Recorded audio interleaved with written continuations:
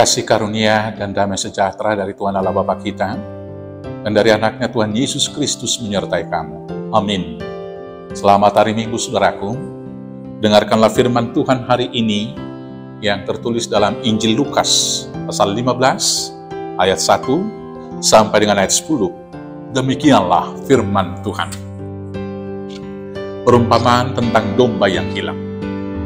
Para pemungut cukai dan orang-orang berdosa biasanya datang kepada Yesus untuk mendengarkan Dia. Maka bersungut-sungutlah orang-orang Farisi dan ahli-ahli Taurat, katanya, Ia menerima orang-orang berdosa dan makan bersama-sama dengan mereka. Lalu Ia mengatakan perumpamaan ini kepada mereka. Siapakah di antara kamu yang mempunyai 100 ekor domba, dan jikalau ia kehilangan seekor di antaranya, tidak meninggalkan yang 99 ekor di padang gurun, dan pergi mencari yang sesat itu sampai ia menemukannya. Dan kalau ia telah menemukannya, ia meletakkannya di atas bahunya dengan gembira. Dan setibanya di rumah, ia memanggil sahabat-sahabat dan tetangga-tetangganya, serta berkata kepada mereka, bersukacitalah bersama-sama dengan aku, sebab dombaku yang hilang itu telah kutemukan. Aku berkata kepadamu, demikian juga akan ada sukacita di sorga karena satu orang berdosa yang bertobat, lebih daripada sukacita karena 99 orang benar yang tidak memerlukan pertobatan.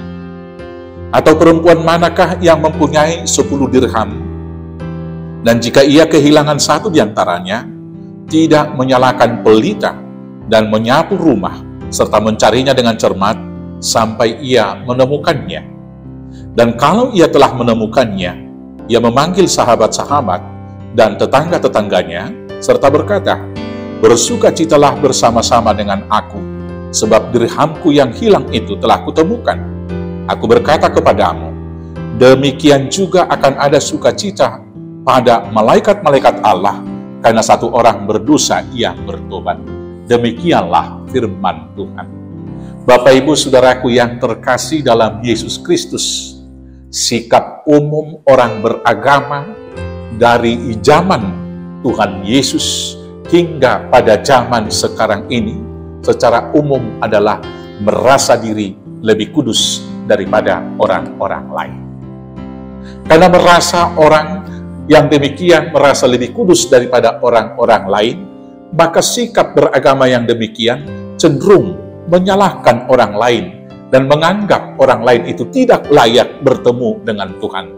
Karena menurut orang yang demikian, orang yang di luar persekutuannya yang eksklusif itu adalah anak-anak gelap, orang-orang yang belum menerima kehidupan yang baru. Maka disadari atau tidak, sikap hidup yang demikian akan cenderung menghakimi, bahkan mau mengkafirkan orang lain. Saudara-saudaraku yang kekasih dalam Yesus Kristus, sikap moral dan juga hal pembawaan dari orang-orang yang beragama demikian adalah karena dia beragama, bukan buah daripada iman percayanya, tetapi tumbuh dari sebuah fanatisme yang sempit. Maka ketika ada orang lain yang bersalah, masuk kepada persekutuan yang dianggap kudus tersebut, maka mereka merasa orang yang baru datang itu tidak layak. Demikianlah sikap para orang Farisi dan orang-orang ahli-ahli Taurat di sini. Ketika Tuhan Yesus juga makan bersama-sama para pendosa, yang dalam konteks ini dikatakan para pendosa, pemungut cukai, dan orang-orang yang menurut aturan Yahudi tidak layak. Tetapi saudara-saudaraku yang terkasih dalam Yesus Kristus, Tuhan Yesus memberikan perumpamaan bahwa ketika satu orang yang menggembalakan dombanya yang 100 ekor, kehilangan 1 ekor, dia mau meninggalkan yang 99 dan mencari yang seekor itu. Dan ketika seekor domba yang hilang itu ditemukan, dia memanggil sahabat dan saudara-saudara untuk bersukacita bersama-sama dengan dia. Dan bahkan digambarkan, demikian sukacita di surga karena satu orang yang bertobat daripada 99 orang yang tidak memerlukan pertobatan tadi.